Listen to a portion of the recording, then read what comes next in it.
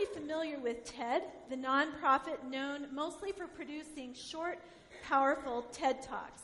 TED is an acronym for Technology, Entertainment, and Design.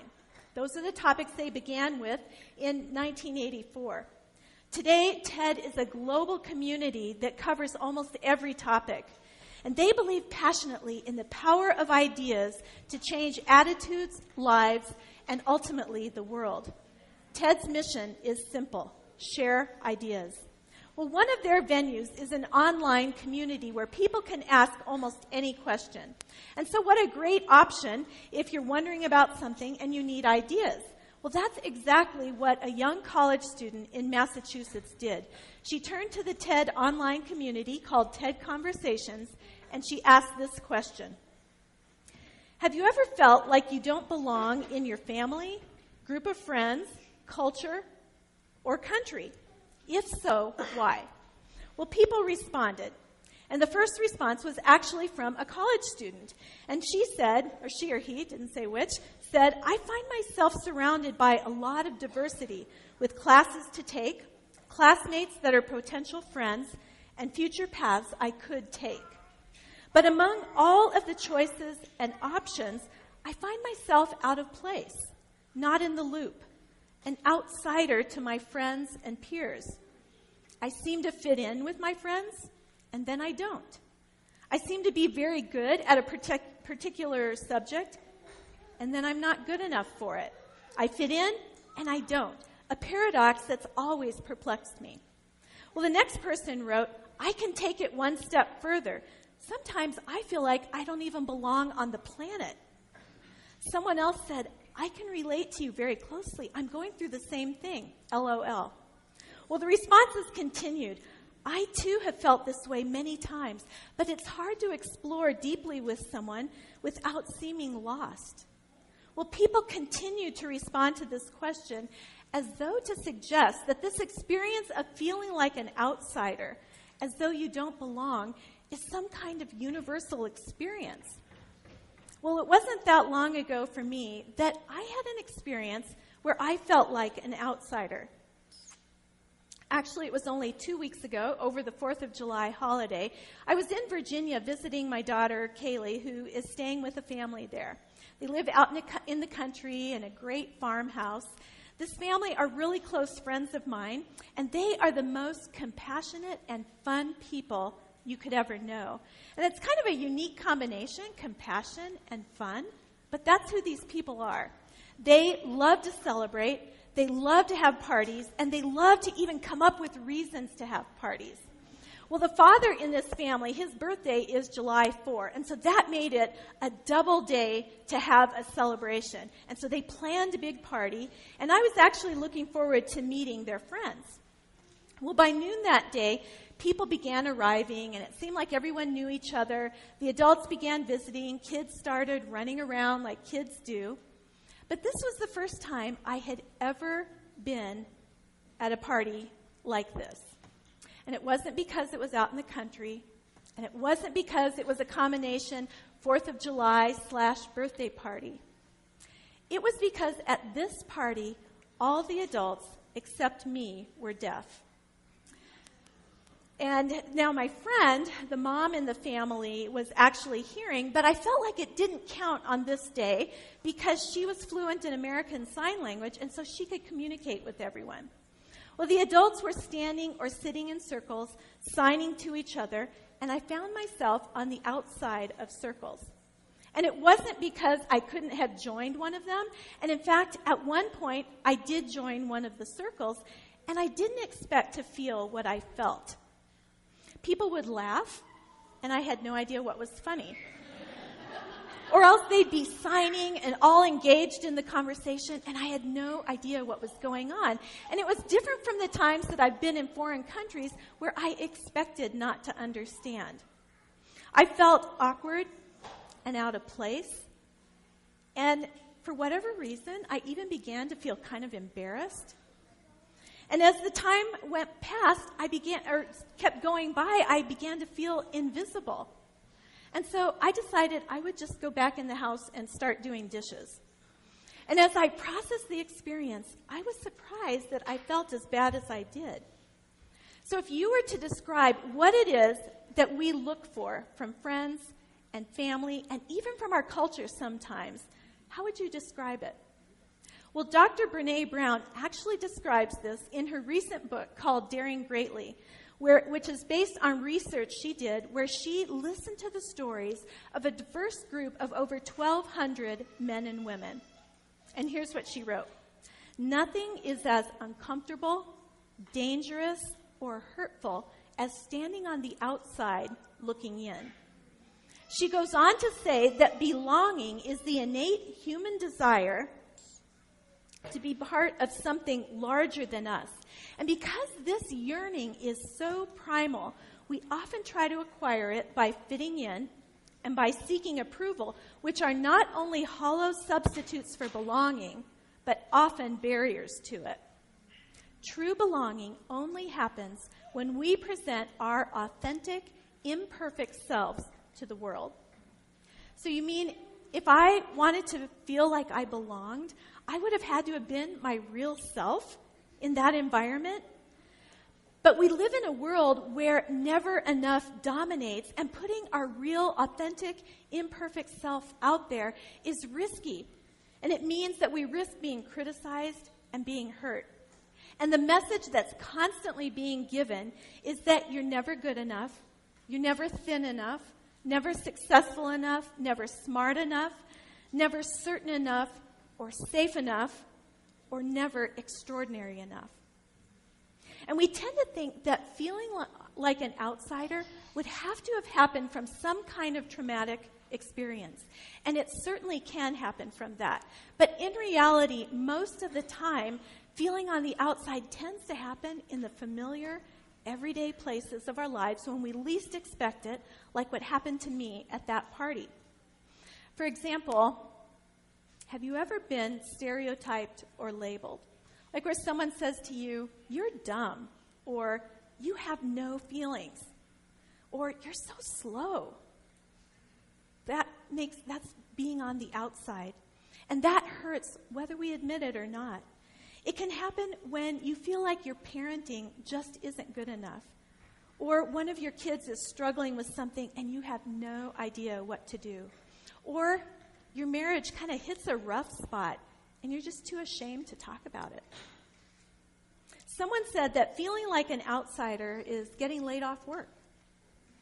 You might feel like an outsider in that moment you realize you can't do what you used to do because you're getting older. Or you might feel like an outsider because you don't know the Bible very well and you haven't been a Christian very long, and you're sure that the things you struggle with, no one else is struggling with those things.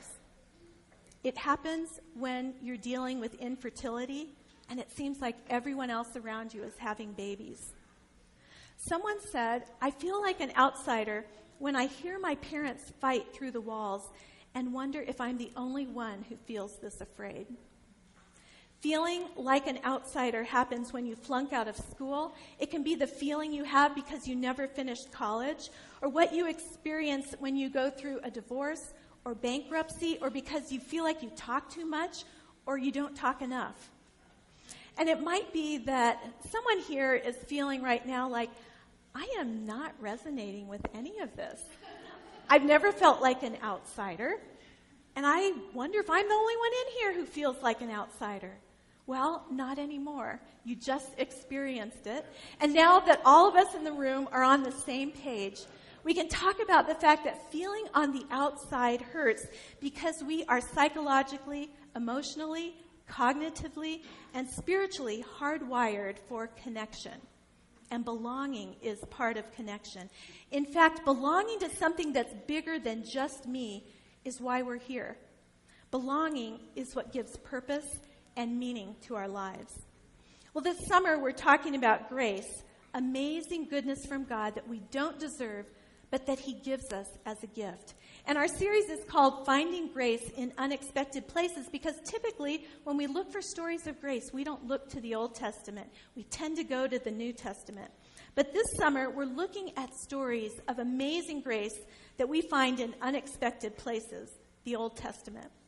And if there was ever an area that we needed God's grace, it's in those moments that we experience the shame and pain of feeling like we're on the outside.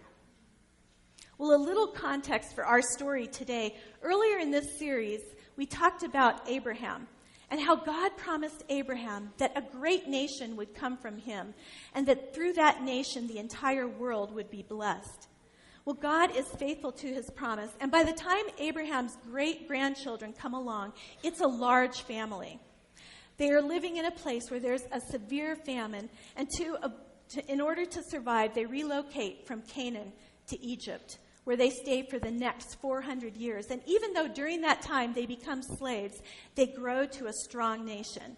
Eventually, the Israelites leave Egypt, or I should say they escape Egypt miraculously when God creates a path on dry ground through the Red Sea. They wander for 40 years through the wilderness where God, through Moses, works with them as a father works with a young child to try to move them from being a nation of abused slaves to people that God could work through to bless the entire world. It ends up that entering the promised land doesn't happen for these people because right as they get on the border, they decide not to trust God. And so they turn around and wander again in the desert for another 40 years until every single one of them dies, including Moses, and a new generation is raised up under the leadership of Joshua. So our story of grace today is found in the book of Joshua, which is near the beginning of the Bible. 6 books in, we come to Joshua.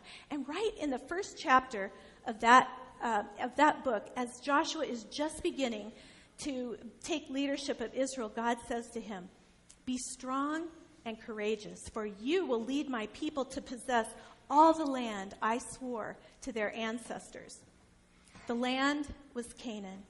It's located on the eastern seaboard of the Mediterranean, and history tells us that the people who lived in that area at this time were as depraved and vile as any people who had ever lived up until that time. They made a religion of lust and practiced unthinkable rituals, like offering their children to their statue god Molech in fire. And if you were with us last week, Pastor Dave described in detail what this horrific act was like. In fact, just a couple books before the book of Joshua, in the book of Leviticus, the people of Canaan are described, and it says that they were so vile that they defiled the land, and the land vomited them out.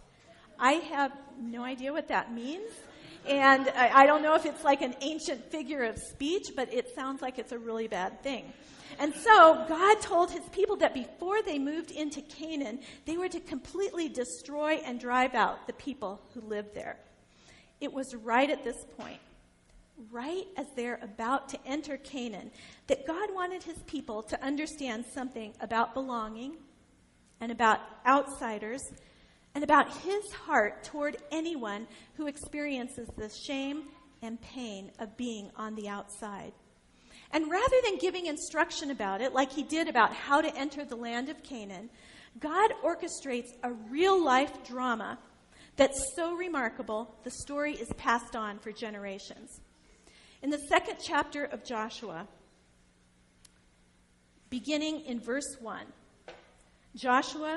it says that Joshua secretly sent out 2 spies from the Israelite camp at Acacia.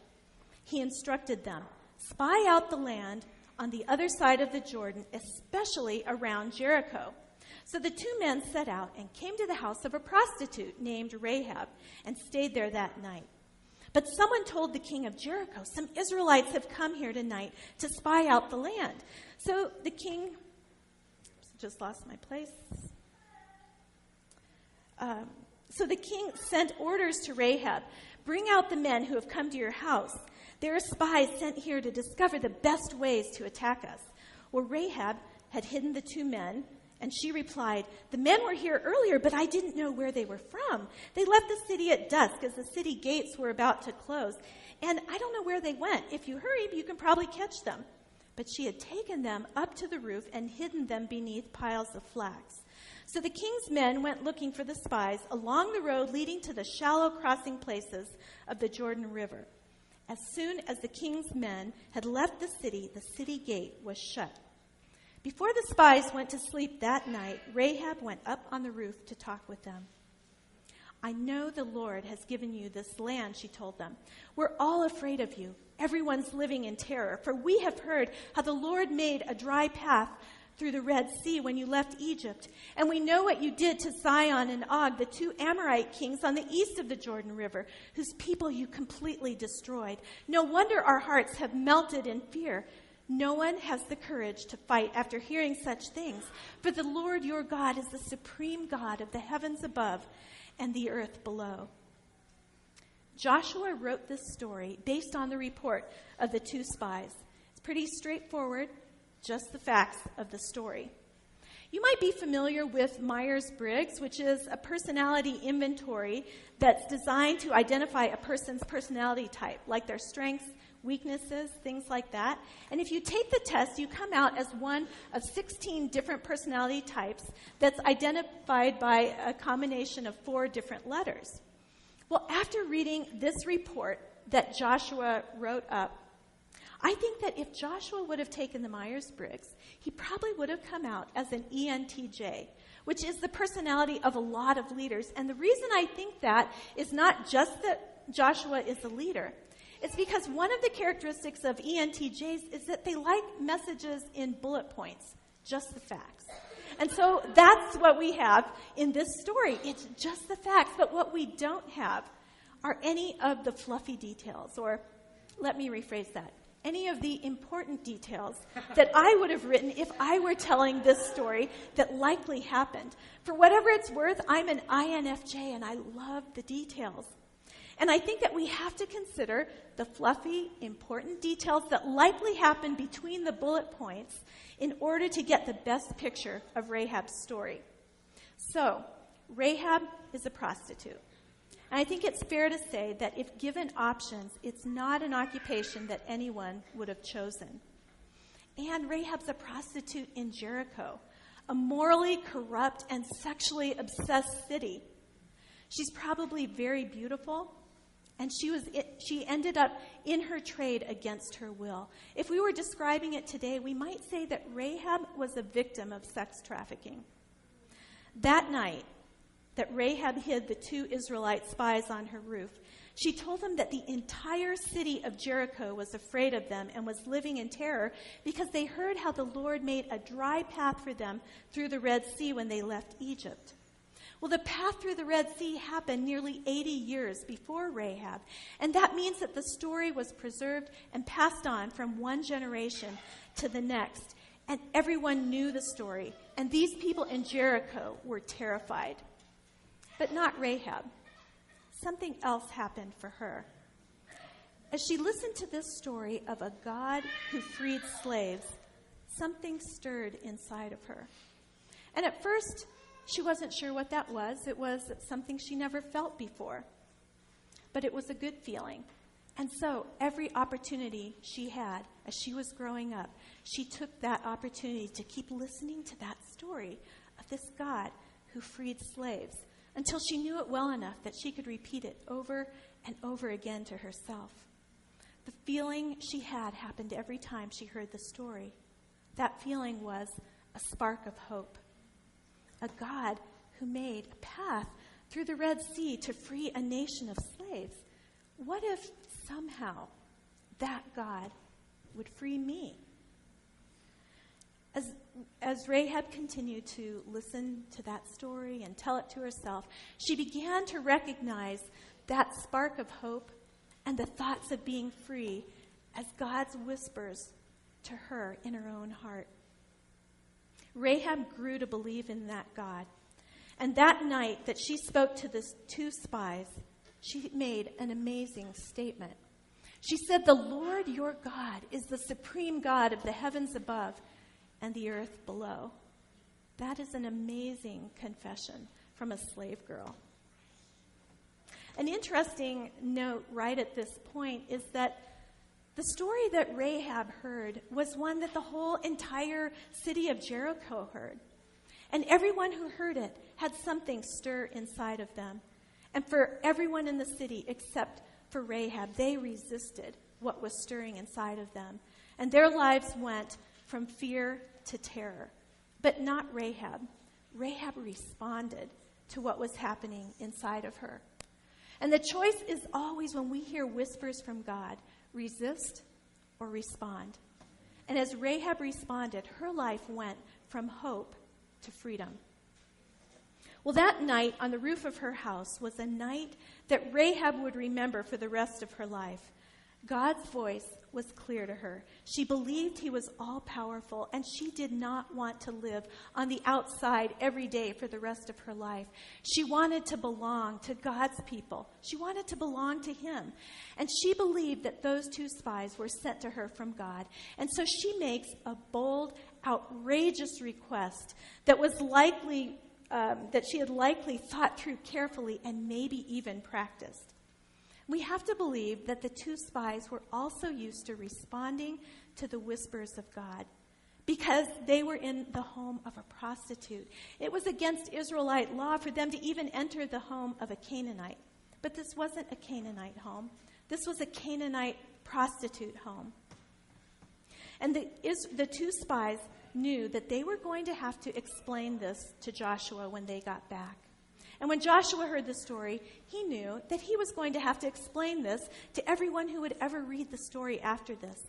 And so when Joshua describes this bold, outrageous request, his bullet point style begins to include some details. So we're still in chapter 2, and let's look at verse 12. Rahab goes up on her roof where she's hidden the two spies, and she says to them, "Now, swear to me by the Lord that you will be kind to me and my family, since I've helped you. Give me some guarantee that when Jericho is conquered, you will let me live, along with my father and mother, my brothers and sisters, and all their families." Well, until the spies were safely outside the walls of Jericho, they were quite indebted for their lives to Rahab. "We offer our own lives as a guarantee for your safety," the men agreed. "If you don't betray us, we will keep our promise when the Lord gives us the land." And then, since Rahab's house was built into the city wall, she let them down by a rope through the window.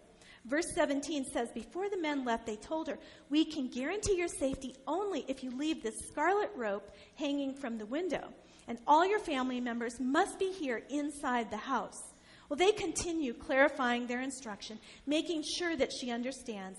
And in verse 21, "I accept your terms," she replied. And she sent them on their way, leaving the scarlet rope hanging from the window. What an incredible moment for Rahab. She had no doubt that the God of Israel was going to free her and her family. Well, the two spies return to the Israelite camp, and they report to Joshua all that happened, telling him, "The Lord will certainly give us the whole land, for all the people are terrified of us." And in chapter 5 and 6 of Joshua, you can read the miraculous story of the Israelites crossing the Jordan River in flood season, and the famous story of the walls of Jericho coming down. And in verse 22 of chapter 6, Joshua said to the two spies, "Keep your promise. Go to the prostitute's house," like you can't even say her name, "and bring her out along with her family." The young men went in and brought out Rahab, her father, mother, brothers, and all the other relatives who were with her. And Rahab lives among the Israelites to this day. Rahab the Canaanite prostitute, an outsider of the outsider, belongs. Grace says there's no such thing as an outsider. Rahab's story is so important that, like only a handful of others, she's mentioned throughout the Bible. And for generations and generations, when her story is told, she's referred to not as Rahab, but Rahab the prostitute, as though to make a point that God's grace was given to an outsider who was as far outside as one could be. Well, imagine God giving Rahab a heads up about how her story is going to be told throughout all history. He might say something like this: "Rahab, you belong. You are not an outsider who simply learned to fit in. And while everyone else resisted, you responded to my whispers in your heart. and you came with your authentic, imperfect self, which is all I require. And because human beings have such a hard time with this idea of belonging and the idea of grace, throughout all history, you will be known as Rahab the prostitute. So that when anyone reads your story, they will know that no matter how they failed, no matter how far outside they might feel, that all they have to do to belong to my story, which is the biggest and grandest thing happening on the planet, is to respond to my whispers and to bring their authentic, imperfect selves to me, like you did, Rahab. Because grace says there's no such thing as an outsider. Well, one of the places in the New Testament where Rahab is mentioned is the book of Matthew, right in the very beginning, where Matthew records the genealogy of Jesus from Abraham to King David to Mary and Joseph, who were Jesus' parents. And Rahab, the prostitute, is in the genealogy of Jesus. She belonged in Israel. She married an Israelite, and she became the great-great-grandmother of King David in the line of Jesus. Rahab the prostitute, truly grace says there is no such thing as an outsider. Well, this is such a big deal to God that he continued moving on the writers of the New Testament to write about the idea of belonging and no outsiders. The Apostle Paul, who wrote most of the New Testament, came on the scene as the Christian church was just getting started. And he believed that Christians were outsiders, that they didn't belong, until one day when he had an amazing conversion and became a Christian. And it's a story you can read in the book of Acts. And after that, Paul not only was a Christian, but he devoted himself to building churches that were full of Christians. Well, he wrote a letter to a group of these young churches in a province called Galatia, and that letter became part of our New Testament. The culture in Galatia at the time that Paul wrote was very much like the culture we live in, a culture of outsiders and never enough to belong. And so these beliefs had crept into the young churches to the extent that they were struggling to survive. And so Paul instructs them that as Christians, they must understand that because of grace, there are no outsiders. If we look in the book of Galatians, beginning in verse 26, it says, "So you are all children of God through faith in Christ Jesus. And all who have been united with Christ in baptism have been made like him. There is no longer Jew or Gentile, slave or free, male or female, for you are all Christians. You are all one in Christ Jesus." Paul is saying that as a follower of Jesus, no matter where you were born or what you do, or the value society placed on you, or who you are, none of that matters when it comes to grace, because grace says there's no such thing as an outsider. Well, what if you believed that none of the things that have ever made you feel like an outsider matter? That because of grace, you belong to something larger than you. You belong in God's story. What would change for you? You know, this value of belonging is one that we try to be intentional about at Newday. And for the most part, I think we do really well, because we want Newday to be a safe place where people can be on a spiritual journey. But what if we took this value of belonging and went deeper? What would change for Newday? For example, if you regularly attend Newday, you know that following our worship service, we have prayer counselors right up in the front to pray with you. What if you felt like you belonged and you felt safe enough to come with your authentic, imperfect self, with your pain and questions and needs for prayer? What would that be like for you? For us? Well, believing that you belong in God's amazing story isn't a one-time lesson, because the things that make us feel like outsiders happen as part of our everyday lives, and they happen when we least expect it. And so we need reminders. Well, in her book, Daring Greatly, Brene Brown shares a story about how easy it is to feel like we're on the outside. She talks about a time that her daughter Ellen was in the 4th grade and had come home from school one day and burst into tears and ran to her room. Well, Ellen followed her, or Brene, her mom, followed her and just knelt down in front of her and just said, "What's wrong?" I'm so tired of being the other. I'm sick of it. What do you mean by the other? Well, every day at recess, we play soccer. 2 popular kids choose the teams. The first one chooses the people he wants, and then the second one chooses the people he wants. And then they say we can split the others. I never get to be named. And Brene just continued talking, and she said, I know what it's like to be the other. No, you don't. You're really popular. And her mom just continued, I really do know what it feels like. When I feel like the other, I get angry and hurt, and I mostly feel small and lonely. I want people to recognize me and treat me like I matter, like I belong. Ellen looked up. You do know, that's exactly how I feel. Well, Brene says that it was just about 2 weeks later that she and Ellen happened to be home at the time that the mail was arriving. And so Brene ran to the door with huge anticipation because she was scheduled to speak at an event and she was dying to see the publicity poster. And she says that looking back, it seems weird, but she was really excited at the idea of seeing her picture next to the pictures of movie stars.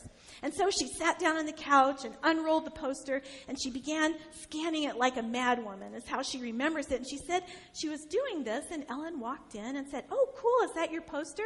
Let me see. But as Ellen went to the couch to sit down, she noticed that her mom's mood changed from anticipation to disappointment. What's wrong, Mom? Well, Ellen sat down and kind of traced the pictures with her finger. I don't see you. Where are you? Well, Brene pointed to a line on the poster under the celebrity photos that said, and others. Brene put her head on her mom's shoulder and said, oh, Mom, I think you're the others. I'm sorry. Well, Brene said she didn't reply right away. She was feeling small, both because there was no picture and for caring that there was no picture.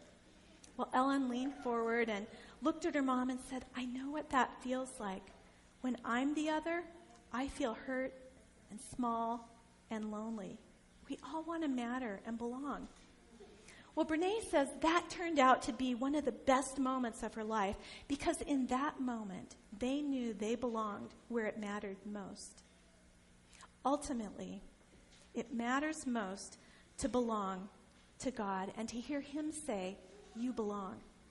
And it's as simple as responding to the whispers in His heart that just stir like they did for Rahab. You might be at a time that's similar to Rahab, where what God is whispering in your heart is to acknowledge that He exists and that He is God.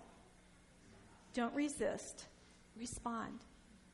Or it could be that you're at a time where the whispers in your heart are God moving you to consider baptism.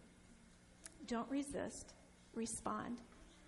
And if that's the case, both Pastor Dave and I would be happy to talk with you.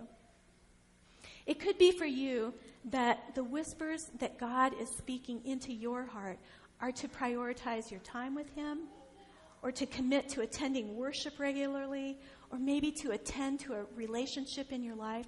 Whatever it is that God is whispering to you, don't resist. Respond. And respond every day to God's whispers and to the gift of belonging. And bring your authentic, imperfect self to Him. Because grace says there's no such thing as an outsider. You belong in His story. That's the place that matters most.